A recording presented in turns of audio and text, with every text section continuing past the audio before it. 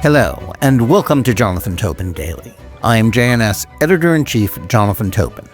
Thanks for joining me for another discussion on the most pressing issues in the Jewish world. Please like, subscribe, and give us good reviews when you listen to the show. Now let's get started. Israeli Prime Minister Benjamin Netanyahu and President Donald Trump had a lot to discuss. The Prime Minister's trip to Washington this week was the second since Trump returned to the White House just a few months ago, and he's hoping that the talks will ensure that the two countries remain on the same page when it comes to how to deal with the war on Hamas in Gaza. Other issues are on the agenda, like exempting Israel from the tariffs Trump is imposing on trade partners. He's also hoping to ensure that Trump's negotiations with Iran over its nuclear program are aimed at eliminating that threat entirely rather than appeasing it, as Presidents Barack Obama and Joe Biden did. But Netanyahu is also looking for reassurance of continued support for the resumption of Israel's military campaign. His twin goals of eradicating the terrorists and gaining the release of the remaining living hostages among those who were kidnapped by Hamas on October 7, 2023, may or may not ultimately be mutually exclusive. As long as the Jewish state's American ally is not seduced into believing that a deal that ensures the survival of Hamas is the way to go, then the Prime Minister should be satisfied. He could then not just claim an immediate diplomatic success, Netanyahu could also hold on to hope that the war can be won, rather than end in a disastrous reaffirmation of the Palestinian Arab belief that they can never be forced to accept the consequences of their barbaric quest for Israel's destruction. Yet that is exactly the one key element of the story that is conspicuously lacking from the mainstream corporate American media's coverage of Israel and the war on Hamas. Indeed, as Netanyahu arrived in Washington, he was greeted by headlines in the New York Times and the Washington Post, as well as cable news channels such as CNN and MSNBC that focused on alleged Israeli atrocities against innocent Palestinian Arabs. The current focus of the media demonization of the Jewish state is an incident in Gaza in which, after a gunfight with Hamas operatives, Israel Defense Force soldiers fired on others arriving at the scene that they mistakenly thought were there to attack them. Some of those killed or wounded in the exchange may well have been Hamas members, but firing on what proved to be an ambulance was obviously an error. It was also the sort of blunder that, however regrettable, is inevitable in any wartime combat situation, especially when the other side often uses ambulances to disguise its military attacks and terrorism. The responsibility for these casualties, like everyone else killed in Israel or Gaza since October 7, 2023, belongs to Hamas. That is the party that started the nearly 18-month-old war with unspeakable atrocities committed against civilians, and whose ongoing goal is to exterminate the Jewish presence in their ancient homeland. But that wasn't the way the Times or the Post covered the story. Their stories involved a situation in a Gaza combat zone in territory Hamas claims to govern and which it intends to keep in any ceasefire hostage deal arrangement that Trump might seek to broker. They depicted the dilemma that Israeli soldiers faced in an ongoing armed conflict as if it were a straightforward case of innocents being targeted by tyrannical and bloodthirsty foreign occupiers. The encounter can be considered regrettable and even mourned as a tragedy. But as we've seen since October 7th, the constant drumbeat of demonization of Israel, in which every Palestinian death, even though at least half of them are of Hamas combatants and those aiding their cause, are depicted as an atrocity, is not without consequences.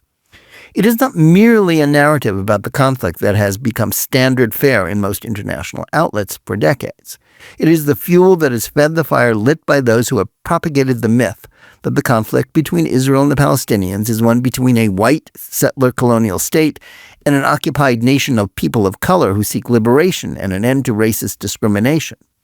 In this way, Zionism, the national liberation movement of the Jewish people that has effectively decolonized their country and returned it to its indigenous people, the Jews, is painted as an evil movement, no different from Jim Crow American racism, or even a rerun of Nazi-style genocide in which Palestinian Arabs play the part of the Jews in the Holocaust.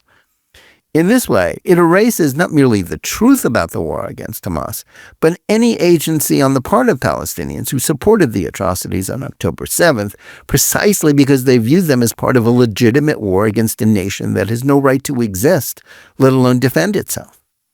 October 7th was in this way no different from previous Palestinian terror campaigns, whether continuous rocket attacks launched from Gaza since it became a Hamas state in 2007, or the Second Intifada inside Israel, which took the lives of more than 1,000 Israelis from 2000 to 2005 and literally blew up the Oslo Accords attempting to instill peace.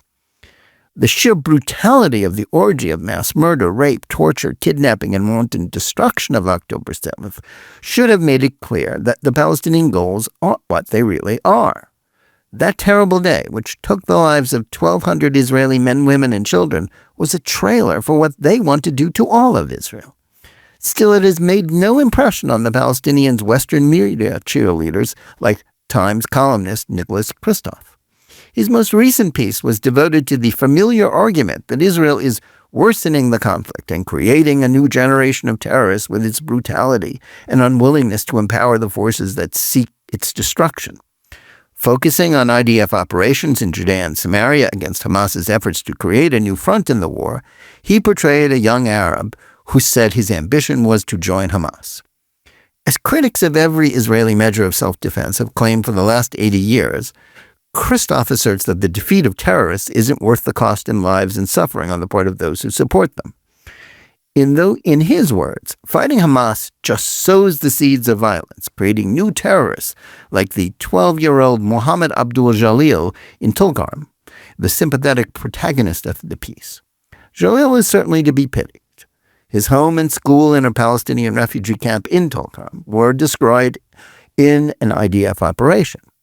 Kristof, however, doesn't explain why the descendants of those Arabs who fled their homes during the 1948 Israeli War of Independence have been kept in camps by their leaders, Arab governments, the United Nations, and foreign sympathizers with the Palestinian cause as opposed to being resettled elsewhere like every other refugee population of that era. He takes it as a given that the Palestinians ought to have been kept placed in these camps, now urban neighborhoods, as props to perpetuate the century-old war on Zionism. It is the continuation of that futile war that led to the suffering of Jalil.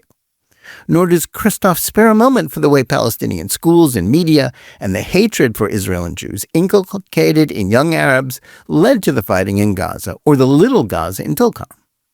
Forcing Israel to turn Tulkarm and the rest of Judea and Samaria into the sovereign Palestinian state that Kristof still foolishly believes is the solution to the problem won't end the conflict.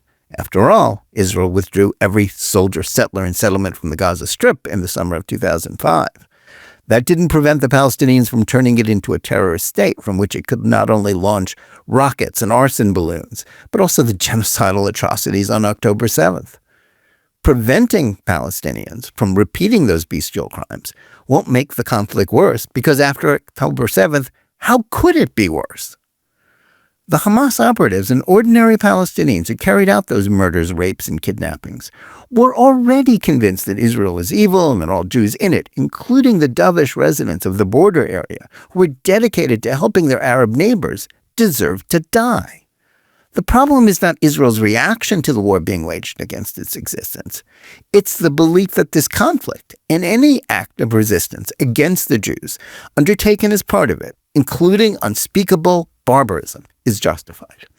That belief is what set in motion the events that have harmed that 12-year-old boy. It has also inspired so many in the United States to seize on such incidents and every Palestinian death in Gaza to vocally support Hamas and echo their demands for Israel's destruction. Netanyahu and most Israelis have long since stopped paying attention to biased media coverage of the war being waged on them. That is understandable, since they have more pressing concern than answering the likes of Kristof. His moral preening about Israel and his commentary about the conflict, as if nothing the Palestinians believe or have ever done matters, can rightly be dismissed as ignorance masquerading as expertise. This latest surge in prejudicial coverage of the post-October 7th war is key because it provides ammunition for those on the American left who conquered academia and are on the verge of doing the same to the Democratic Party that hopes to return to power in 2028. The media assault on Israel may seem like a dull repetition of similarly biased coverage that has been a staple of liberal establishment commentary for the last 4 decades. But as the anti-Trump resistance ramps up efforts to thwart the president's policies and eventually be in a position to go even further to the left than past Democratic administrations, Jerusalem cannot escape being drawn into this struggle. At this point, it is the pushback against Trump's support for Israel and efforts to rid the education system of the toxic leftist myths that have fueled anti-Semitism that are at issue. That is what is motivating the latest calumnies, distortions, and lies about what the Jewish state is doing to defend itself. Just as Palestinian indoctrination of hatred against the Jews in their schools and media creates terrorists, it is the spread of critical race theory, intersectionality, and settler colonial teachings that turns young Americans into supporters of a terrorist group like Hamas. In this way, Christoph, The Times, and many other news outlets that engage in a similar campaign of misinformation are far more responsible for the continuation of the war and Palestinian suffering than the actions of Israelis seeking to stop Hamas terrorism. Thanks for listening. Please remember to tune in every day for Jonathan Tobin Daily Edition and every week for Think Twice, my full-length JNS TV program. Whether you're listening to us on any of the podcast platforms or on the JNS YouTube channel, please like and or subscribe to JNS. Click on the bell for notifications and give us good reviews. Please write to us at thinktwice@jns.org and let us know where you listen or watch the show and what you think about it. And remember, keep reading and thinking for yourself.